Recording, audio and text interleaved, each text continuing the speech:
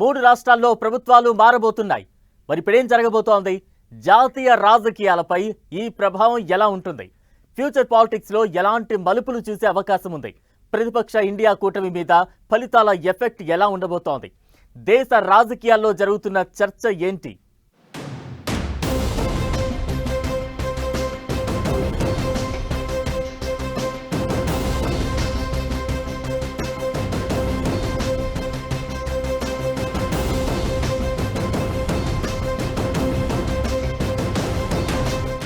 నాలుగు రాష్ట్రాలు ఓ కేంద్రపాలిత ప్రాంతంలో ఎన్నికలు.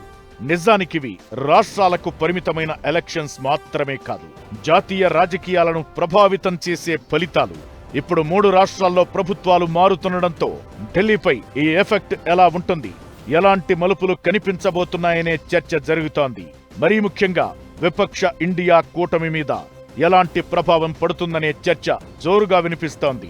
ఈ ఎన్నికలు జాతీయ రాజకీయాల్లో సెమీఫైనల్స్ లాంటివి. బెంగాల్లో ప్రభుత్వం ఏర్పాటుతో బీజేపీకి భారీ మైలేజ్ వచ్చే ఛాన్స్ ఉంది. హిందీ బెల్ట్ కు మాత్రమే పరిమితమనే ముద్రను చెరిపేసి మిగతా ప్రాంతాల్లోనూ తిరుగులేని శక్తిగా ఎదిగినట్లవుతుంది. బెంగాల్లో అధికారం దక్కించుకోవడం, అసోం, పుదుచ్చేరిలో నిలబెట్టుకోవడంతో కేంద్రంలో ఎన్డీఏ సర్కార్ నైతిక బలం పెరగడం ఖాయం. రాజ్యసభలోనూ బలం పెరిగి కీలక బిల్లుల ఆమోదం ఈజీ అవుతుంది.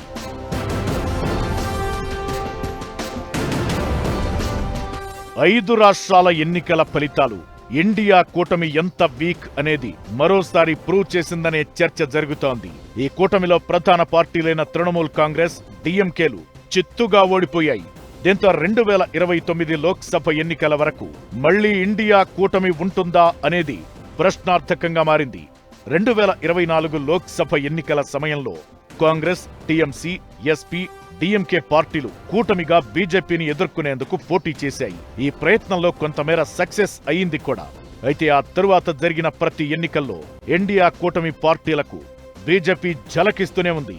ఈ ఎన్నికల్లో TMC, DMK utter flop show చేయగా కాంగ్రెస్ కేరళలో మాత్రమే సత్తా చాటింది, అది కూడా కూటమిగాని. దీంతో ఓవరాల్ గా ఇండియా కూటమి కూలిపోవడం ఖాయమనే చర్చ జరుగుతోంది. అదే జరుగుతుందా, లేదంటే వైఫల్యాలపై ఆ కూటమి పార్టీలు సమీక్ష జరిపి అంతా సెట్ రైట్ చేస్తాయా అనేది చూడాలి. ఇదంతా ఎలా ఉన్నా ఈ ఫలితాల ప్రభావం యూపీ ఎన్నికలపై స్పష్టంగా కనిపించే ఛాన్స్ ఉందనేది క్లియర్.